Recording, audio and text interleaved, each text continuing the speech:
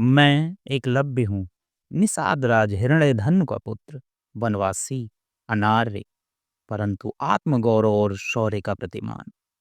मेरे जीवन की कथा मात्र एक बालक की धनुर्विद्या की अभिलाषा नहीं, अपितु उस युग की सामाजिक विषमता, गुरु भक्ति, त्याग और आत्मबल का एक मौन इतिहास है। यह मेरी आत्मकथा है, जिसे कोई शिष्य नहीं लिखता, ना कोई आचार्य पढ़ाता है। यह मेरी आत्मा की पुकार है। मेरा जन्म निषाद वंश में हुआ। मेरे पिता हिरण्यधन एक पराक्रमी वनपाल, जिन्होंने वन और उसके जीवों की रक्षा में जीवन समर्पित कर दिया था। मेरा बचपन झरनों की कलकल, पत्तों के सरसराहट और शेरों की गर्जना के बीच बीता। हमारे पास महलों का वैभव नहीं था, परंतु स्वतंत्रता थी। मैंने छोटे बाल्यकाल में ही धनुष बाण थामना सीख लिया। जंगल मेरी पाठशाला थी और प्रकृति मेरी आचार्य। मैं पक्षियों की गति, हिरणों की छलांग और हवाओं की दिशा से लक्ष्य की गणना करता था। मेरे भीतर कुछ था जो साधारण नहीं था, एक तीव्र आकर्षण, एक अधीरता कि मुझे श्रेष्ठ बनना है, कुछ सिद्ध करना है। एक दिन दूर से एक काफिला हमारे वन के पास से गुजरा। वह हस्तिनापुर का राजकीय काफिला था।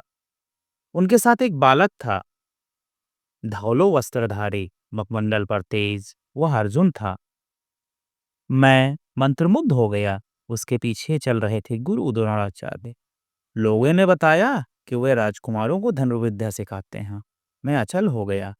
यही तो मैं चाहता था। मेरे हृदय ने कहा, चलो एकलव्य, यही तुम्हारा मार्ग है। मैंने अपने पिता से अनुमति ली और अकेले चल पड़ा।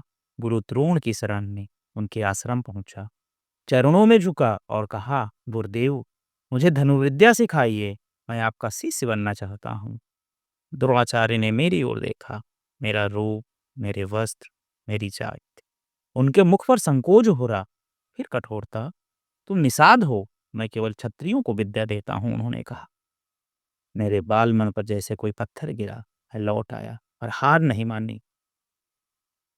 मैंने एक जगह खोजी जहां पेड़ मुझे ढक सके और सूर्य मुझे दिशा दे।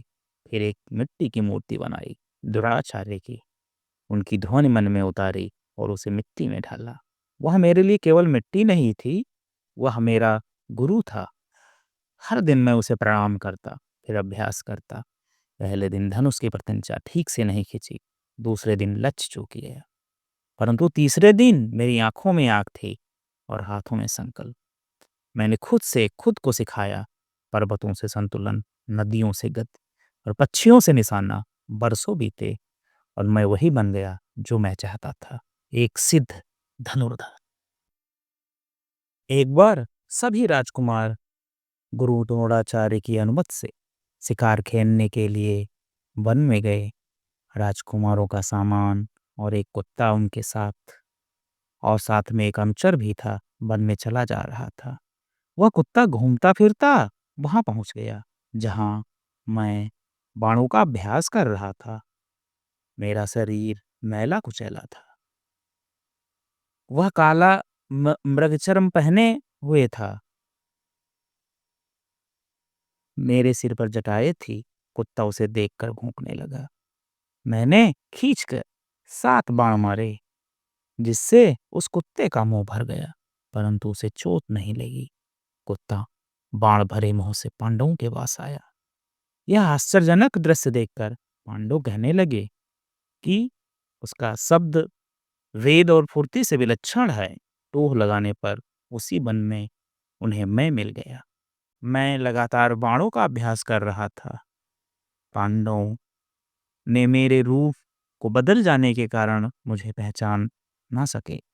पूछने पर मैंने उन्हें अपना नाम एकलव्य बताया। मैं भील राज हिरण्यधनु का पुत्र और द्रोणाचार्य का शिष्य। मैं यहाँ धनुर्विद्या का अभ्यास करता हूँ। आप सभी ने मुझे अच्छी तरह पहचान लिया। वहां से लौटकर सब राजकुमारों ने द्रोणाचार्य से सब हाल कह सुनाया। अर्जुन ने कहा, गुरुदेव, आपने मुझे हृदय से लगाकर बड़े प्रेम से यह बात कही थी कि मेरा कोई भी शिष्य तुमसे बढ़कर ना होगा, परंतु यह आपका शिष्य एकलव्य तो सबसे और मुझसे भी बढ़कर है। अर्जुन की बात सुनकर द्रोणाचार्य ने थोड़ी देर तक कुछ विचार किया, फिर उन्हें साथ लेकर वह उसी वन में गए। द्रोणाचार्य अर्जुन के साथ वहां पहुंचकर देखा कि जटाबल्कल धारण किए मैं बाण पर बाण चला रहा हूँ।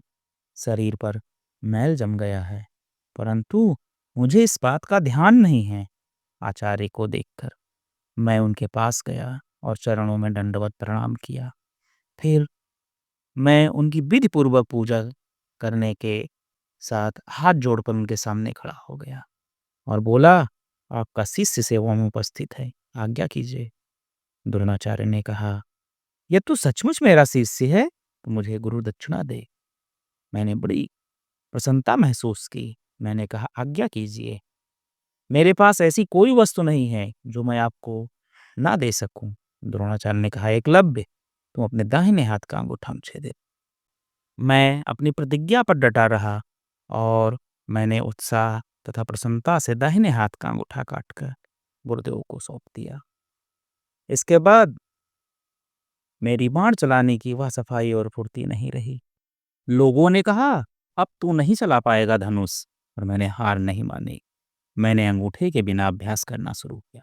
मेरी पकड़ बदली, मेरा संतुलन बदला, पर मेरा आत्मविश्वास नहीं बदला। मैंने किसी युद्ध में भाग नहीं लिया, ना कोई सम्मान, न राज, न विजय, परंतु मेरे भीतर वह अग्नि जलती रही। समय बीतता गया, अर्जुन महायोद्धा बना, महाभारत हुआ, हस्तिनापुर की सत्ता बदली, पर एकलव्य का नाम किसी गाथा में नहीं गूंजा। परंतु जब भी कोई शिष्य अपमानित होकर गुरु की मूर्ति बनाता है, जब कोई वनवासी बालक आत्मबल से विजय की ओर बढ़ता है, वहां मैं होता हूँ।